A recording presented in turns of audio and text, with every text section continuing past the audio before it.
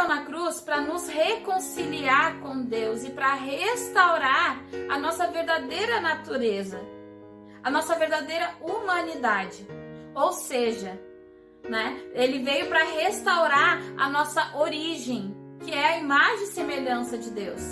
Buscar conhecer a mente natural, a mente caída, é o mesmo que tu herdar uma herança, uma fortuna milionária, bilionária, mas preferir viver comendo restos, né, catando migalhas que são jogadas ao chão.